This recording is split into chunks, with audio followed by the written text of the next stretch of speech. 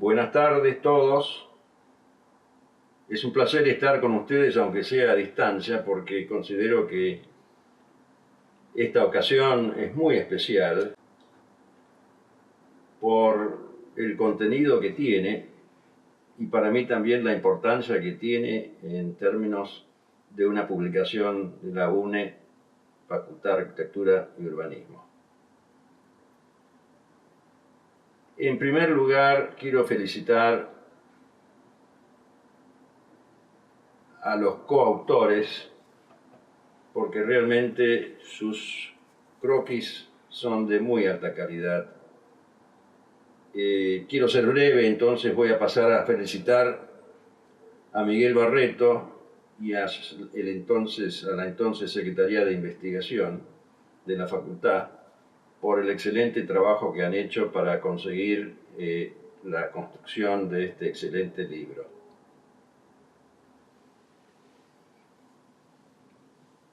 Para mí, hablarles a ustedes en este momento es significativo porque llegué a la Facultad de Arquitectura en el año 66 cuando tenía 29 años. Ahora han pasado 50 años y ya cumplí 79. Y considero que he tenido mucha suerte de haber vivido los momentos del Chaco y Corrientes que todavía me llenan de muchos excelentes recuerdos. El tema de este libro es el croquis. Y creo que deberíamos mencionar algunos aspectos del croquis que constituyen una base de la creación arquitectónica. En realidad, cuando yo conversé sobre esto con el arquitecto Barreto en el 2014 durante una visita a Resistencia, mi preocupación era que se usara en demasía la computadora y que en general me parecía que los nuevos estudiantes de arquitectura tienden a no usar el croquis como un instrumento de concepción, creación y diseño.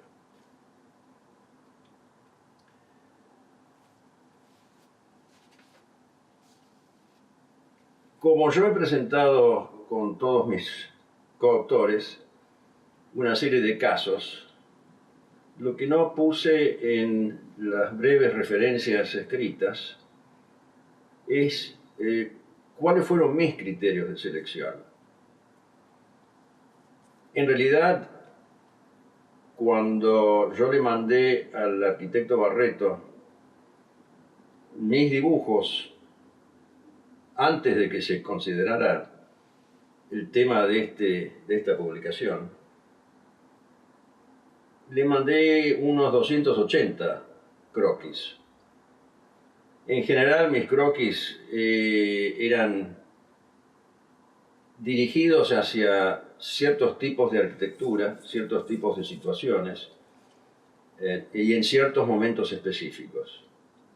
Por ejemplo, viviendo en Europa, haciendo mi posgrado de urbanismo y planificación regional, una de las cosas que siempre me había fascinado desde mis épocas de estudiante eran los monumentos de la arquitectura románica y gótica en Europa. Entonces, muchos de esos 280 dibujos se refieren precisamente a esas dos grandes concepciones arquitectónicas de la Edad Media y la Edad Media tardía. Mis criterios de selección no fueron por el lado de mis iniciales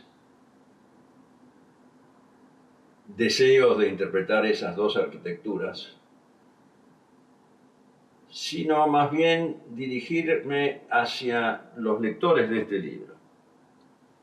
Entonces decidí seleccionar mis croquis en base a 4 criterios. Se trata de tiempos diferentes durante mi vida, de circunstancias diferentes, de objetivos diferentes de los croquis, y además lo que quise demostrar es el tema de técnicas diferentes que pueden interesarle a los colegas y alumnos. Si pasamos brevemente por los 11 dibujos que yo presenté, el primero es un paisaje de Gales, y lo elegí porque no era precisamente un objeto arquitectónico, sino el sitio de un emplazamiento romano del año más o menos 160 después de Jesucristo, y era un intento de presentar un paisaje que podría haber visto un legionario romano en ese tiempo. Claro, no igual, yo creo que era más boscoso en esa época, pero lo que sí les quiero indicar es que la técnica que usé fue un Rapidograph 01 y algunos tintes grises de lo que eran los lápices de felpa de esa época. El próximo dibujo es un caso que tiene que ver con mi curso de planeamiento urbano y regional en la Escuela de Planeamiento de la Universidad de la Ciudad de Birmingham. Este caso, que muestra la Catedral Gótica de Lichfield en el centro de Inglaterra, en realidad fue un estudio que se nos pidió desde la Cátedra de Urbanismo sobre el estudio del emplazamiento de una catedral en su ciudad y en qué medida ese emplazamiento reflejaba la época, la ciudad y los espacios urbanos. Lo interesante de esta catedral es que si uno pudiera ponerle color, está construida en arenisca roja, que son típicas piedras locales. Pero mi objetivo también, en términos de técnicas, era mostrar simplemente un caso de uso del lápiz de felpa. Pero esto es del año 62, 63. El próximo dibujo es de el frente de lo que es en realidad una abadía. Y lo interesante de esta abadía, también un estudio urbano, es que fue construido por los normandos a pocos años de la conquista de los reinos sajones, en piedra arenisca amarilla, pero gran parte de ella fue traída desde Normandía. También refleja la riqueza agrícola de la zona, que permitía que una abadía se construyese con semejante monumentalidad en el momento de su construcción. En este caso, otra vez, mi técnica fue el lápiz de felpa, pero quiero aclarar que todos estos croquis los hice en más o menos 10, 15 minutos, solamente con un pequeño tablero manual y una hoja de tamaño oficio, mientras viajábamos con mi esposa. Entonces no son trabajos de estudio, son trabajos hechos in situ, que refleja también el objeto del croquis en este caso.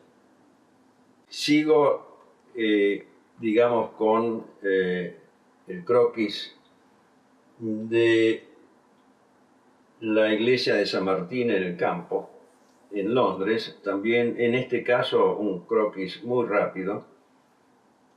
El que sigue es nada menos que San Gimignano, en la Toscana, que obviamente tiene otra técnica, es básicamente lápiz con Rapidograph 01, de las famosas torres de San Gimignano. El que sigue es una imagen de los talleres del ferrocarril Belgrano, que daban sobre la parte trasera de la casa en la cual yo vivía, en el campus de la universidad. Aquí la técnica fue mi lapicera Parker, un cielo oscuro con lápiz de felpa negro, y quise expresar el valor de los galpones, que a su manera también tienen su significación arquitectónica. Aquí, en este caso, que es el que he llamado un cuento familiar, lamentablemente mi familia y yo tuvimos que irnos de la Argentina a fines del 76. Ausencia que duró 10 años al final. Pero yo estaba en Europa con mi mujer y mis 2 hijos y quise mandar un mensaje positivo a mi familia. Entonces decidí que esta serie de dibujos de nuestra llegada a La Haya y un viaje a París serían una forma linda de expresarles, más que en fotos, nuestra vida en ese momento. Pero como señalé al principio, esta es una técnica absolutamente diferente y con un objetivo totalmente diferente a los dibujos arquitectónicos. Aquí ya hay una evolución.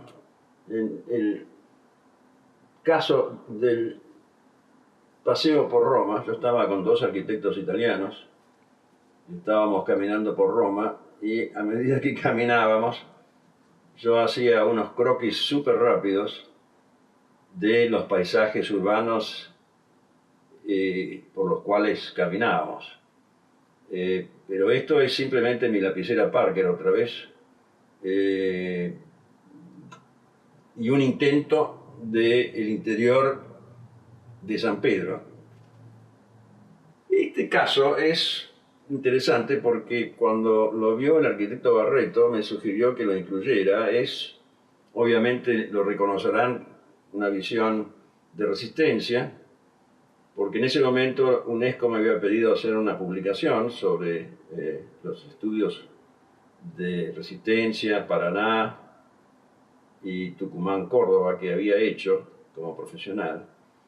Y como no tenía los dibujos originales, estábamos en París, preparé este croquis de la situación de resistencia en términos de densidades urbanas y de población.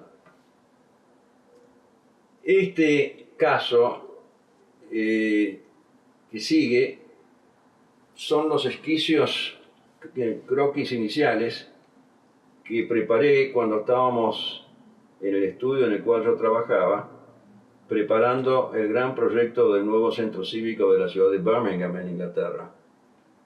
En este caso, diría que los croquis son momentos iniciales de diseño, de imaginar el futuro, de imaginar, habiendo estudiado las funciones urbanas que se iban a instalar, de imaginar la forma que podría tener este nuevo centro cívico.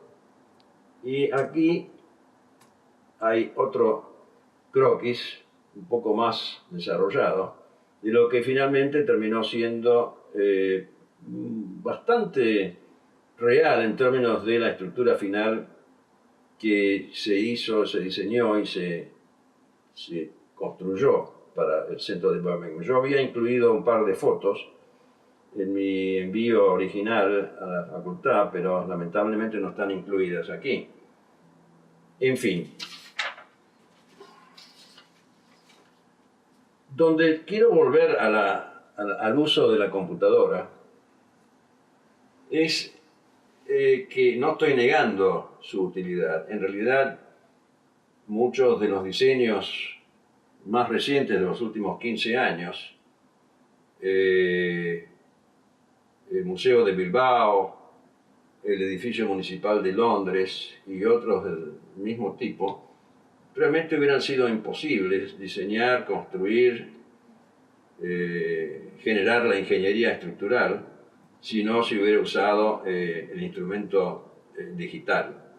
Entonces, quiero terminar diciendo que no estoy negando el uso del instrumento digital, sino simplemente creyendo que es importante recuperar su uso en los momentos intuitivos de creación e imaginación cuando uno empieza el trabajo del diseño arquitectónico.